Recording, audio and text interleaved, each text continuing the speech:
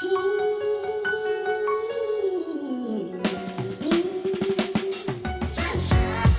blue skies.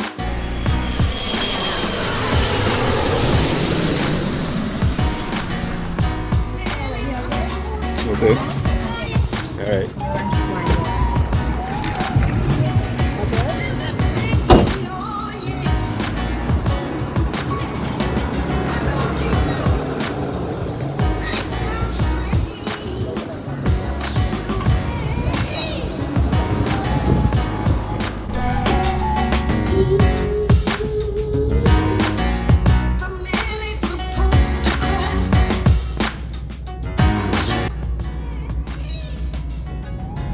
First stage of the journey of 60,000 miles in Nassau.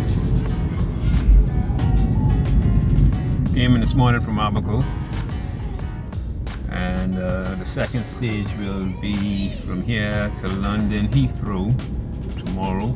So we'll see how it goes. Arrive at the Roberts house. This way I'll be spending the night in Nassau.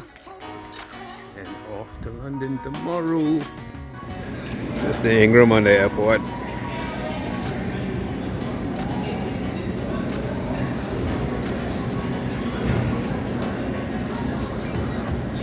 It's Papa passing there just now.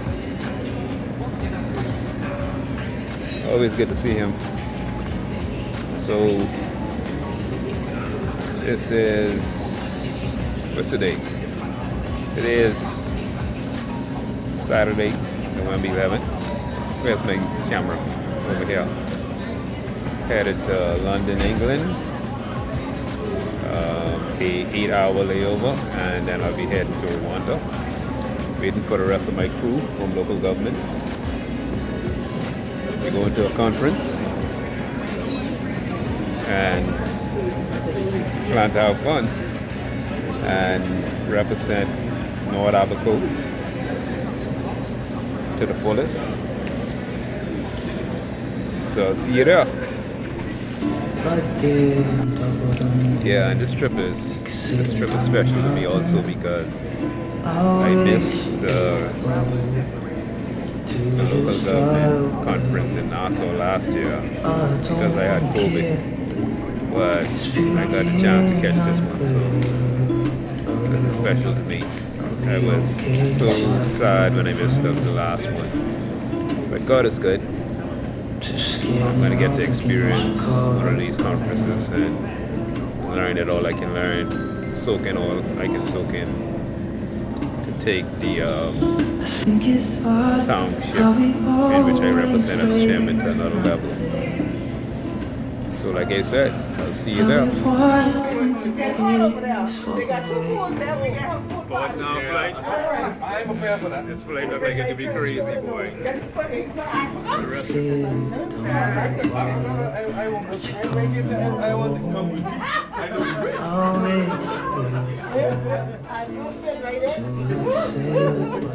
Same complexion and everything. I just don't wanna care.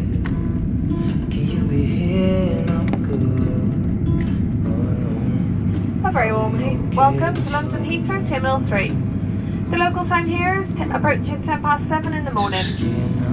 Sorry, 10:10 in the morning. Please remain seated with your seatbelt securely fastened until the fasten seatbelt signs have been switched off. Yes, we are in London, England, at the airport.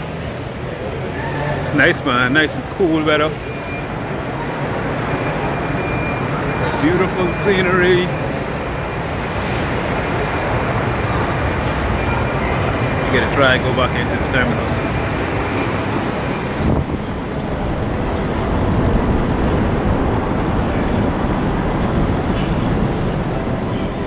Actually lost in the airport trying to find our check-in point. But you'll find it. You know how that goes. These big airports, you've never been there before. Alright, ladies and gentlemen, we are in London, England. And This is one of my local government colleagues. You want to identify yourself? Deputy Chief Counselor, Tower Books, Megwana. Megwana. All the way from Megwana. Megwana in the house. Mr. Brooks. And here we have Mr. Lockhart. Vincent Lockhart, Long Island. Your position? Council member and town meeting member. Alright, that's council member Lockhart. Mr. Granky eating right now, so I ain't gonna bother him. Introduce yourself. Hi, Angela Bay, Long Island, council member. So that's Miss Long Island. How many we got with us on this trip? 3 from Long Island. 3 from Long Island? Yes. Alright. So hopefully we'll hear more from the council members on this trip. I can wait until Mr. Granky finishes school before I interview him. I know he got a lot to say. Right, Granky? No? Now heading to Tekali. Heading to South Africa. Not South Africa, East Africa. And Shayna in the back. Way in the back. Let me see if I can find him. Way down in the back. Yeah, that's a smooth flight. We was moving just now and I didn't even realize we was moving. Yeah, she stopped now, but you didn't feel that? Yeah, that's smooth. Alright, we about to take off from London, headed to Kigali, Rwanda. How long this flight is? 8 hours and 30 minutes. 8 hours and 30-minute flight. So we could be in the air for a while. Yeah, at least the weather down there will be warmer than this. 11 degrees today. I wasn't expecting that. Thank you. Hey, these guys friendly, boy. These guys friendly.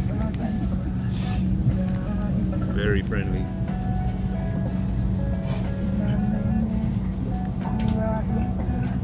Yeah, I can remember this trip.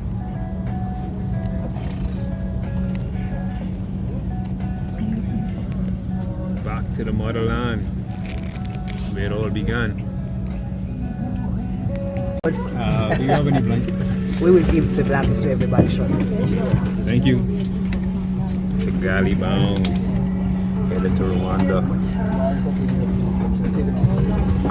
Mama Africa, first time. Excited.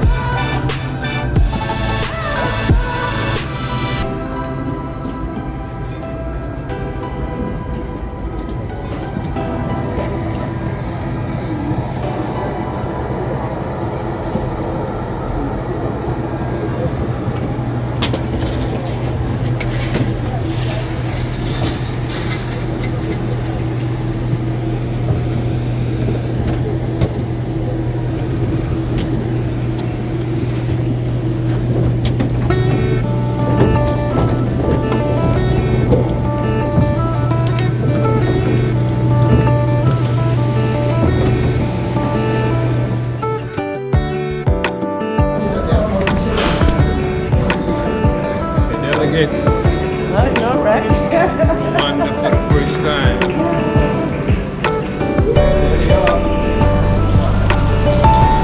Coming out.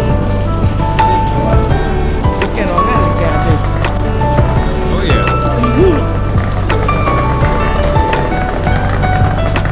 We're in Africa, ladies and gentlemen. Rwanda to be exact. The Bahamas representing. Africa representing.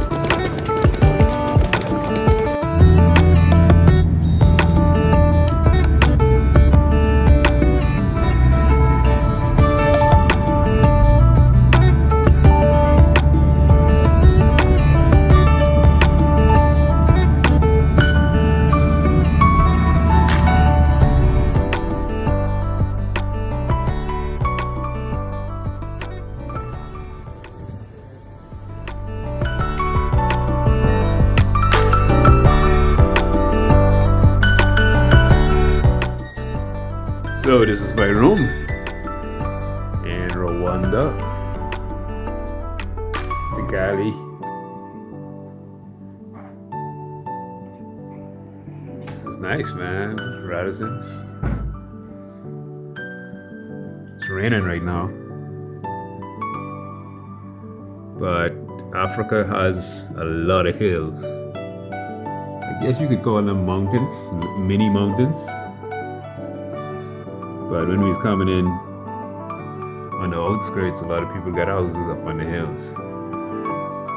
But this is nice though, nice clean hotel. Nice clean hotel, man. Nice bathroom.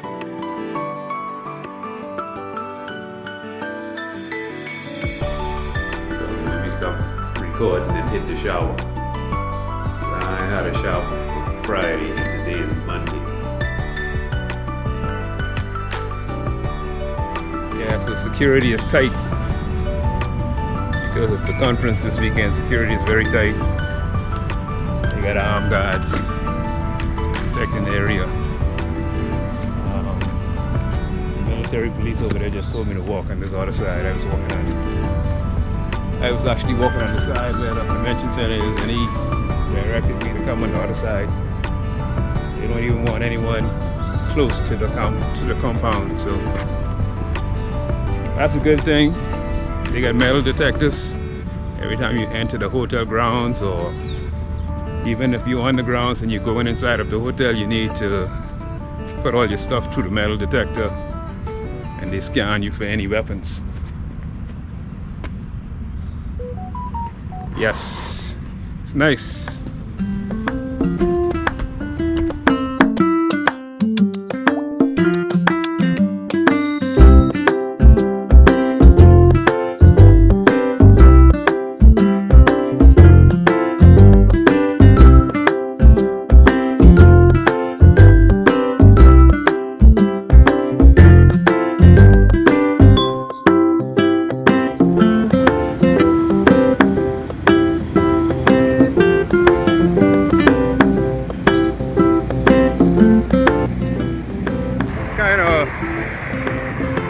Difficult getting adjusted to the time difference, you know, crossing over the timeline, because it's a 7-hour time difference between Rwanda and the Bahamas. But after I got adjusted, got a couple hours sleep, you know, it feels good. But boy, I excited to be here in Africa. This was one of my dreams, and it finally come true. So I'm enjoying myself, trying to be careful and have fun at the same time. So we'll see how it goes. Hopefully we'll do some exploring today, check out some of the cultural sites and share them. Yeah, so I'm standing in front of the University of Kigali. That's the university in the background. I want to trying to get some shots of these towns on top of these hills, but it's kind of foggy. I don't know how long this fog normally lasts. But from here, I'm going to head back to my hotel. I think I had enough walking for the morning, so I'm going to meet up with everybody else and see what exploring we can do by vehicle back at my hotel room. Did a walk this morning. I did about a mile and a half around the city. One thing I could say is how clean Rwanda is, how clean the city is. That's number one. I think that's their major selling point right there. I even saw a lady. If you ever been anywhere where we see cobblestones or brick pavement on the outside, you will notice that grass grow up in between them. I saw a lady actually scraping out the little small grass and weed from in between the stones. So that's how serious they take keeping this place clean. So it's raining right now, but the city looks wonderful. But one thing I noticed is when I went right on the edge of the city, where the towns start, you can see the poverty. So, you know, I guess it's like in any other country. You know, you got the rich, the middle class, and then you got the poor, and then you got the tourist area where visitors come, they enjoy all the luxuries of a modern society. But as soon as I reach right to the edge, right across from the Kigali University, the University of Kigali, as soon as I got there, and that's like right on the edge of the city. And when I stand by the wall and look over the wall, I really didn't want to point my camera at the people because, you know, I don't know how they take people recording them. So I took some pictures up high. I took some pictures of the hills. But you can see the poverty. Definitely you can see the poverty. I mean, it's serious. But overall, I mean, the city area, and this clean city, well organized. The people here are very emotional, like in the Western world. Like everyone has that stoic look. You know, when they speak to you, they speak to you seriously. Even on the road, you don't get all that anger, road rage. You know, if you hear people blow their horn, they just saying, "Hey, be aware." You know, I'm here. But you don't see that road rage. Even, you know, I see people in the park, people walking, people communicating, and everyone is like calm, a serious demeanor. They ain't like over in the West, in America, in the Bahamas, where men so emotional. You know, it ain't like that here. Everyone got a serious vibe about them, you know. And, you know, you would say they only serious like that if they're in the service industry, but I've been out on the streets and I see how people act, and everyone got a serious, calm demeanor. So I'll get back to you all with some more information. Until then, see y'all.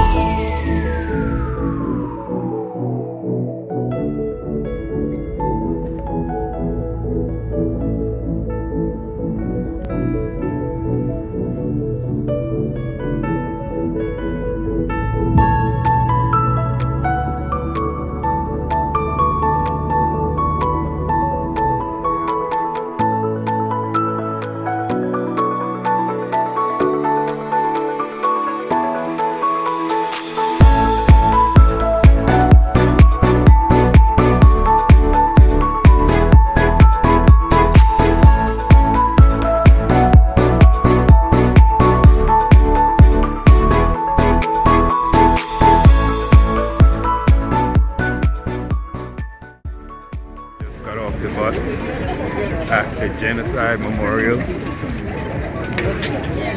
Waiting for the guide to direct us on where we need to go.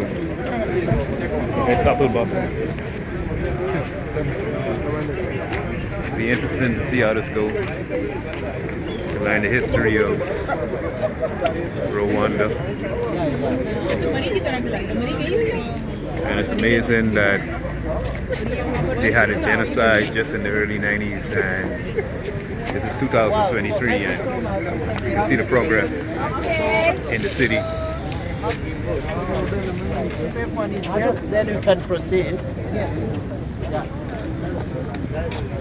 Well, excuse me. Hello.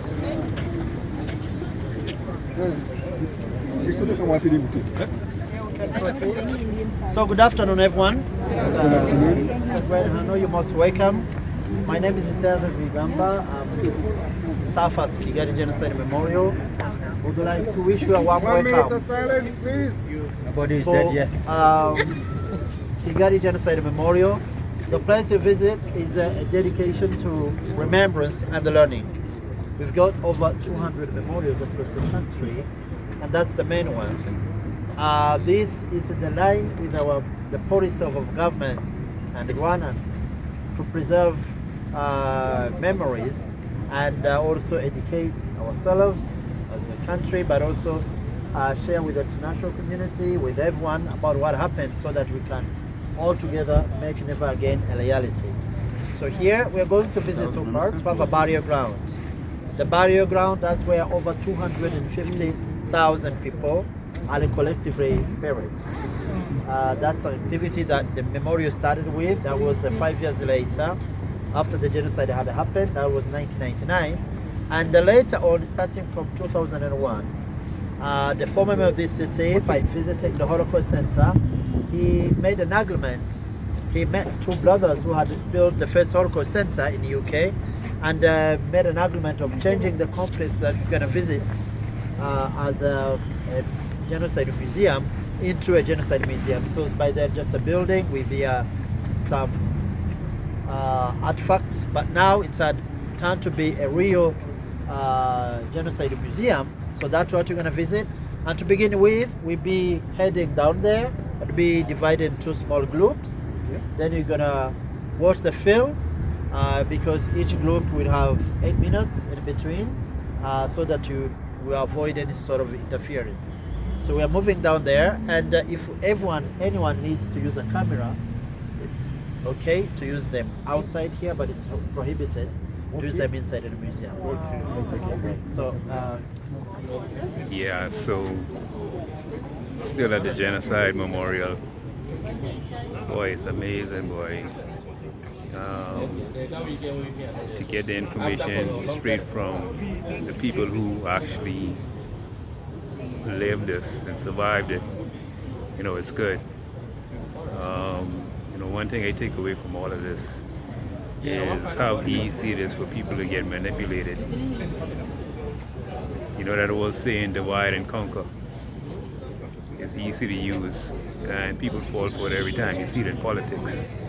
You see it in churches. You see it all over the place where people, they let someone come in and manipulate them, divide them, and basically destroy them, tear them apart. But this is a unique experience. Genocide Memorial, Kigali, Rwanda. But it's like I was saying, it's amazing to see how far this country has come since 1994. To have a stable country. People are not allowed anymore to divide and say they are this tribe or that tribe. Everybody is one. So, unfortunately, I was unable to take my camera inside. But boy, it was touching. It was touching, From the mass burial site to also they have some human remains, clothing that was worn by people who were killed. Also, they have a children's section, and there's a room with thousands of pictures of people that lost their life, and that was the most touching one for me, to see the faces of the people that died. So let's love each other. Don't fall for the okie doke. Don't fall for divide and conquer. especially around politics time, because that's the game. Anyone who can divide you can destroy you.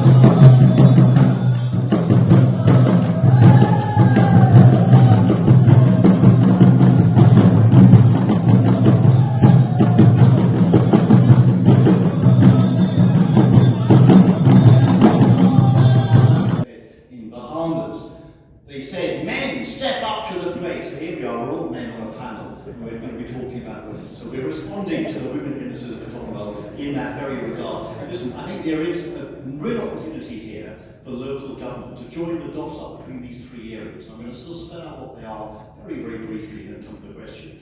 We local economic development, our knowledge and understanding of that is growing. great. The Commonwealth Local Government Forum has done some really important work in recent years with some of their research and publications talking about local economic development and trade, local economic development and youth, local economic development of cities. But that's one piece of the jigsaw, one part of the triangle. What are the other two parts of the triangle? The other two parts of the triangle, and this is the language we need to bring in so we can engage with policymakers and other stakeholders, is the language of innovation districts. Not clusters, innovation districts. In this very room, in this very building a year ago, or June last year, heads of government were absolutely adamant about the need for the Commonwealth to get real with this focus around innovation. And so innovation districts are really important. If you look at London, and there are other examples as well, there is an innovation district I'm a part of in King's Cross and Bloomsbury, but there is many other examples, not just in the UK, but in other Commonwealth countries, innovation districts. And the third, what's the third one? Is entrepreneurship. Right there on top of the moon, we could sit and do nothing. I wish we were bold to just fly away. I don't wanna care, just be here and I'm good alone. I'll be okay, miss you like an old friend. Too scared now, thinking I should call up.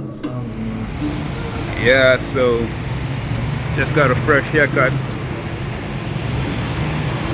here in Kigali. Probably did a good job. Boy, they really treat you with royalty here. Wash you down with warm cloth. All kind of stuff they do to you, man. I think there's stuff that we can learn back home. But I'm like at a strip mall right across the road from the hotel. This is nice. This is a nice area. Everything up to date, state of the art, upstairs. And the people are so gentle, man. So gentle. Anyway, let me take some, trying to get a photo. That's the barber passing me right there. Walking going the other direction. Gentle, gentle, gentle. Did an awesome job. Got me looking fresh.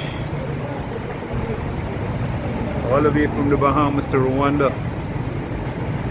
Just enjoying myself, man. Enjoying the scenery.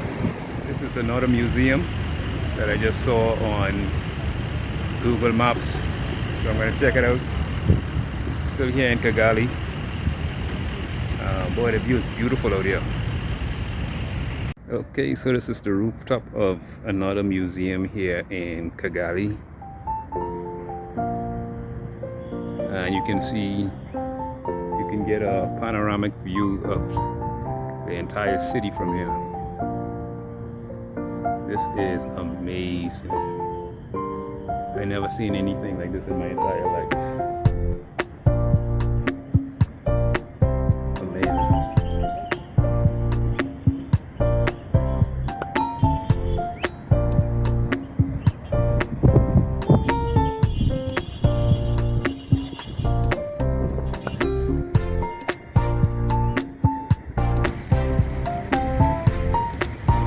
This is a view from the museum.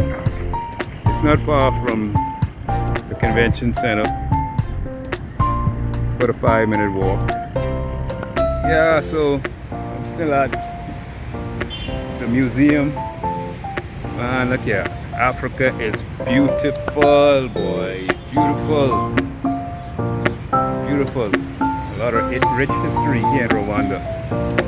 You know, I'm starting to just grasp what really happened here in the 90s and how they got to where they at right now. It's nice.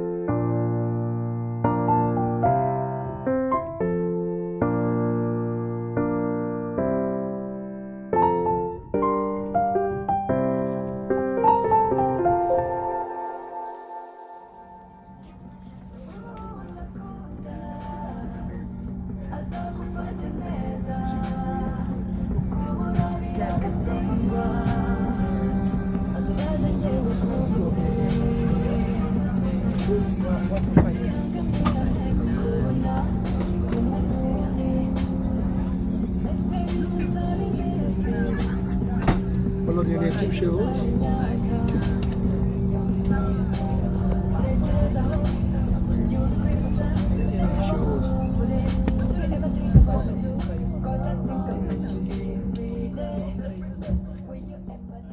Up 5 a.m. doing a time-lapse video. Got my GoPro set up. Catching the sunrise. It's amazing. Because back home, the earliest we'll see the sunrise is at 6:30.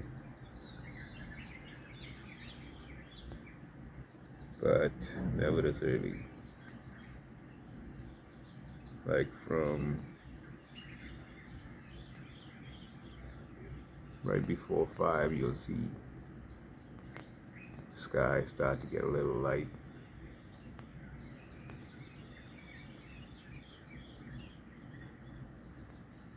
It's nice to see the difference in nature in different areas on the globe. Yeah, so here in Africa, just walking through the busy city of Rwanda. One thing you can say about the city is very, very clean. Very clean city. So I'm just walking through, exploring a little bit, checking out the scenery. And this place got some hills, man. I guess you would call them mountains. If you see this in the Bahamas, you would call them mountains. Let me turn my camera around. It's kind of hazy. You can't really see them too good, but I wonder if I can make it out. But these hills are very, very high. And you got people living all the way up to the top.